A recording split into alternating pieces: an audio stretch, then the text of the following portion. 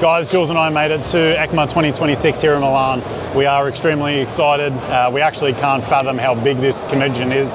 They've got over 500,000 people coming through with 18 halls. It is never ending.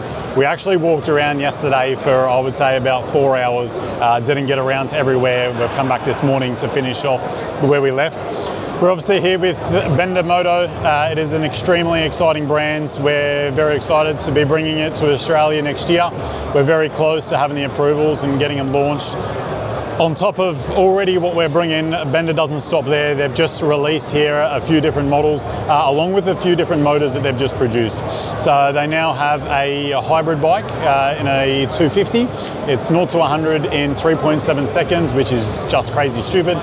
They've also released a 1700cc motor, and they've also released the Dark Flag 950, which will be excited because we will bring that definitely to Australia as well.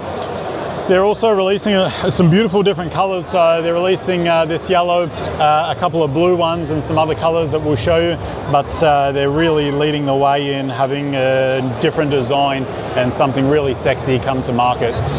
We are very excited to be bringing it to Australia and be a part of the brand continue to grow as they are.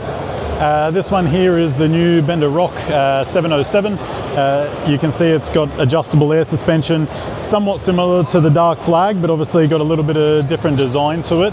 But you've got the dual air suspension, beautiful chrome accents, dual exhaust, and obviously all the same standard good fruit in terms of ABS braking and all the rest of it.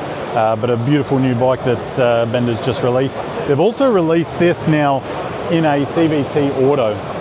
We will try walk around just over here. So we've got the 250 CVT Auto in the Rock as well. So probably more for the beginners.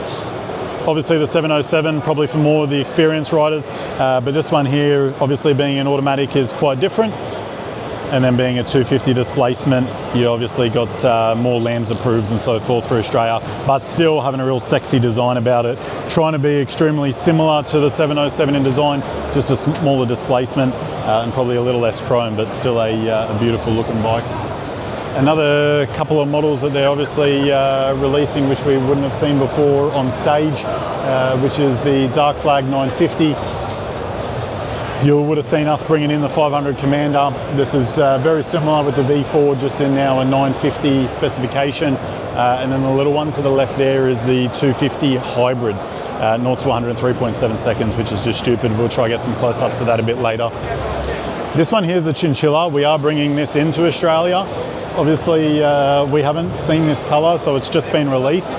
It is absolutely gorgeous in real life. I don't know if it gets captured quite in the video quite as good as it does look in real life, but it is absolutely phenomenal in terms of colour. Moving on, we do have the Bob 250. You would have seen us producing this bike in the green. This is just in silver, but we are lucky enough to have one of these coming.